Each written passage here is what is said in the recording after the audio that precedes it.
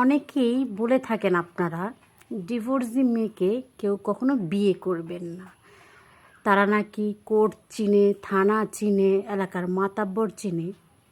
তাহলে আমি বলতে চাই ডিভোর্সি ছেলেদেরও কেউ মেয়ে বিয়ে দিবেন না, কারণ তারাও কৌশল জানে কিভাবে বউকে ডিভোর্স করতে হয়, তাকে কিভাবে বাধ্য করতে হয় স্বামীকে ডিভোর্স করার জন্য। সেসব পুরুষ থেকে সবাই দূরে থাকবেন, কারণ তাদের হচ্ছে গিয়া 12 ভাতারি মন। তারা বউ ছায়রা বউ ধরা, তাদের একটা স্বভাব এবং চরিত্র। যদি ভালো পুরুষ হইতো প্রথম স্ত্রীকে নিয়েই সে খাইতে পারত। জানেন, আমার যখন আমার হাজব্যান্ডের সাথে ঝগড়া লাগে তখন আমার মনে হয় এর থেকে খারাপ বিটা মানুষ আর জগতে দুইটা হয়নি। আর এর জন্ম মনে হয় আমারে জ্বালানোর জন্যই হয়েছে, বুঝতে পারিছেন? আর যখন তার সাথে আমার মধুর সম্পর্ক থাকে, ভালোবাসার সম্পর্ক, তখন আমার মনে হয় তাকে ছাড়া আমি বাঁচবো না, তাকে ছাড়া আমি শূন্য, তাকে ছাড়া আমি ইনকমপ্লিট। সে আছে বিধায় আমি আছি, সে সুস্থ আছে, সে ভালো আছে, এটা শুনলেও মনে শান্তি পাই। তাইলে বুঝেন এটা কেমন বেটা মানুষ। আমরা নারীরা আসলেই অদ্ভুত।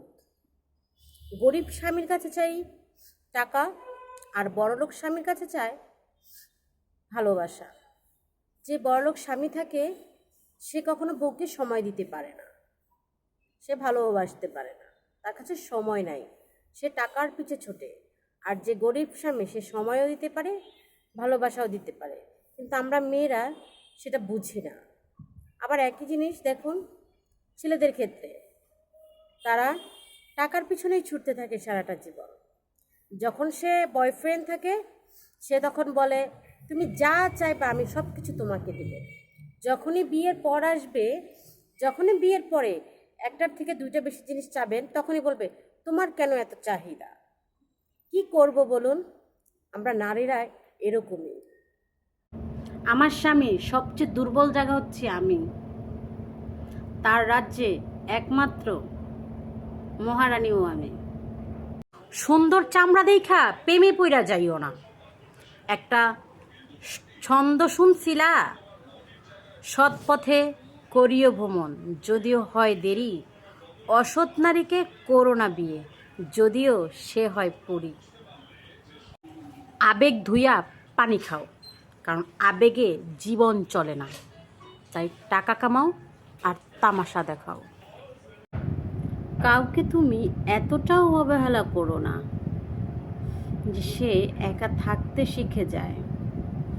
যদি একবার সে একা থাকতে শিখে যায়, তার জীবনে কে এলো, কার জীবনে কে গেল, বা কেউ তাকে দাম দিল, কে দাম দিল না, বা কেউ তাকে ভালোবাসলো বা বাসলো না, তাতে কিন্তু তার কিচ্ছু আসবেও না, যাবেও না।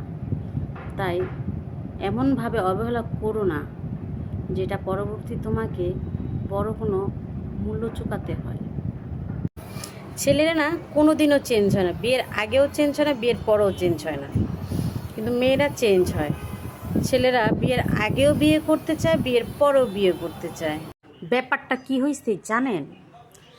পোস্ট করি একজনের উদ্দেশ্যে, গায়ে লাগে আরেকজনের, ছ্যাত করে ওঠে আরেকজন, রিয়াকশান দেয় আরেকজন, আর যার জন্য পোস্টটা করা তারই কোনো খবর নেই। কেউ হাজার প্রতিশ্রুতি দিয়েও চলে যায়, আর কেউ হাজার ঝগড়ার পরেও অবশেষে থেকে যায়।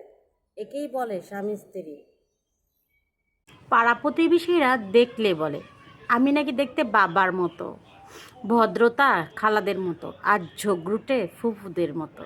যেখানে হাত বাড়ালে হাজারো মানুষের ভালোবাসা পাওয়া যায়, সেখানে আমি একজনের ভালোবাসা পাওয়ার জন্য বেহায়া হয়ে যাই।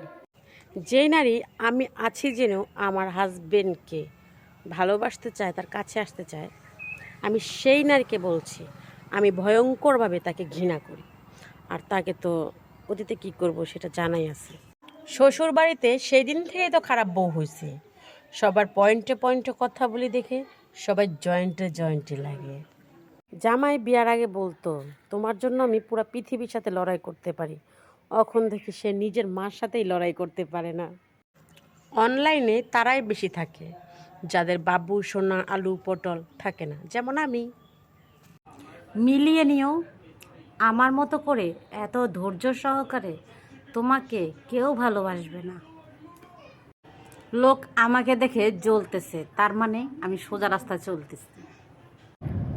সাবানা হয়ে থাকতে চাইছিলাম, কিন্তু এই সংসার রিনা খান ছাড়া চলেই না। কাউকে তেল মেরে বড় হওয়ার চেয়ে মুখের উপরে সত্য কথাটার জবাব দিয়ে বেয়াদব হওয়া অনেক ভালো। ভদ্রতা আমাকে চুপ করতে থাকা শিখাইছে, নইলে আপনার চাপার দাঁত আর আমার জুতা একসাথে হাঙ্গা বইত। পুরুষ কখনো রূপের জন্য নারীকে ত্যাগ করে না, ত্যাগ করে তখনই আরেকটা নারীকে পেলে।